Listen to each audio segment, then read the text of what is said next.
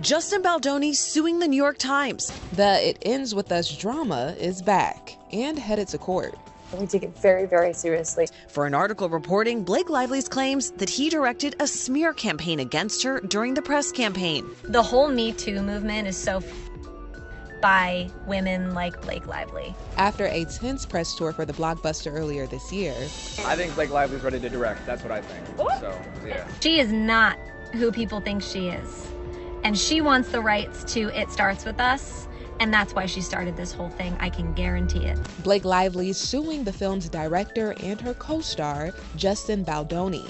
Blake Lively exposed her co-star Justin Baldoni with some really nasty claims, accusing him of sexual harassment on set, retaliation, and attempting to damage her reputation.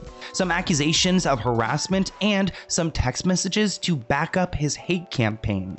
Allegations Justin denies. But now Justin is firing back. As hard as this choice is,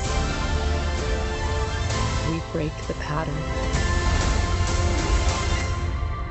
Or the pattern breaks us. He filed a lawsuit against Blake and the media. Blake and her husband, Ryan Reynolds, attended a January meeting with Justin and the CEO, demanding millions of dollars for her lies and providing his own text messages to address a hostile work environment. So we all know that Blake filed a lawsuit in New York against the actor and his publicity team right before the holidays. She accused them of showing nude images, discussing pornography habits, and making inappropriate comments about their genitalia. Mr. Baldoni claims libel and fraud. He accuses journalists of working with the actress to damage his reputation and not giving his team appropriate time to respond to a bombshell story. Allegedly, the meeting ended with the men agreeing to stop the list of behaviors. Hollywood drama takes center stage again as Justin Baldoni and Blake Lively clash in a legal battle that's as messy as it is high profile.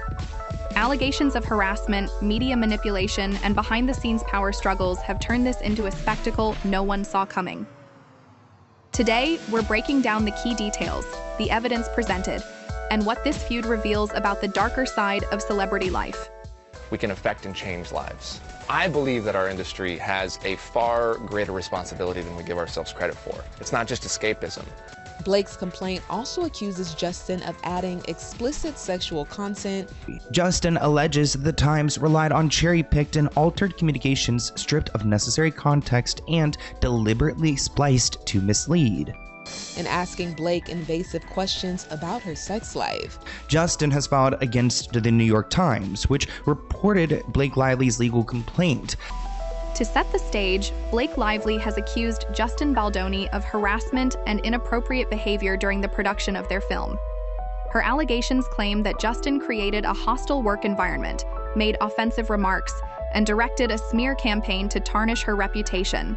These claims were quickly picked up by major outlets, including the New York Times, creating a firestorm of media attention. Then pushing her to simulate nudity during a birthing scene without her consent. Now the New York Times is saying, you know what? No, we just did our due diligence. We read through the lawsuit and we pulled what we thought was important. But if he does file this lawsuit, which he is, and it's a lot of money, they're gonna have to do discovery, which means they're gonna have to pull the communications from that journalist. Dismissing her objections. I shouldn't be hired for that. But Justin isn't backing down. In response, he's filed his own lawsuit, not just against Blake, but also against the New York Times. His claim that the allegations are exaggerated, strategic, and designed to manipulate public perception. He's demanding $250 million in damages, citing reputational harm and lost career opportunities. A significant element of this case revolves around text messages exchanged between the two actors. Justin has presented these as evidence, arguing that they contradict Blake's narrative.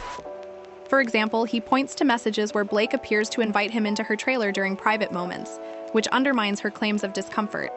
In one message, Blake reportedly wrote, "I'm just pumping in my trailer if you want to work out our lines." Justin replied that he would head over after eating with the crew. While such evidence might seem damning for Blake's case, her legal team is standing firm. They argue that these messages don't negate the broader allegations and that the context matters.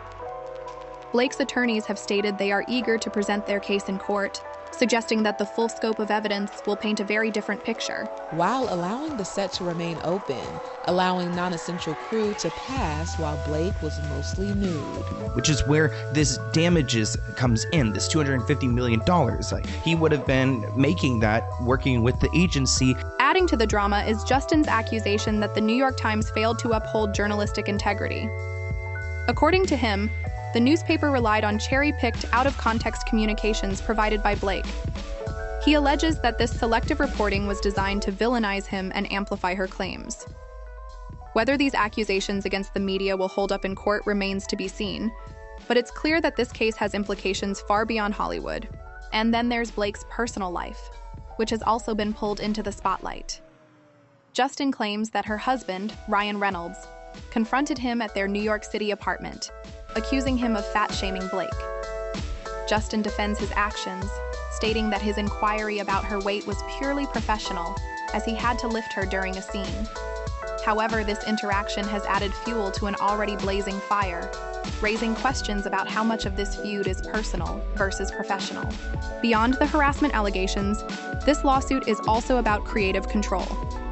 Justin claims that Blake's accusations were a calculated move to gain dominance over the film's production. According to his lawsuit, she leveraged the Me Too movement to position herself as the sole authority, sidelining Justin and other key figures. This case has brought to light deeper issues about accountability and power dynamics in the entertainment industry. Blake claims Justin orchestrated the campaign to ruin her reputation after she reported on-set harassment. Justin is really going back at Blake, saying that she created this false harassment accusation so she could take control. I have great women behind me that just help me look good. Justin's lawyer calls Blake's claims categorically false and accuses her of using salacious lies to fix her reputation, blaming her actions for the film's struggles. While public opinion remains divided, one thing is clear: both sides are determined to fight this battle to the end. The discovery phase, where both parties will present their evidence, could reveal shocking details that reshape how we view these two celebrities. As the lawsuit progresses, it's worth considering the broader implications. What does this case say about how we handle allegations in the public sphere? How do we balance accountability with the need for due process? These are the questions that loom large as this legal drama unfolds. At the end of the day, this is more than a Hollywood feud. It's a reflection of the complexities of fame, power, and justice. Whether you're Team Blake or Team Justin, the truth is what really matters.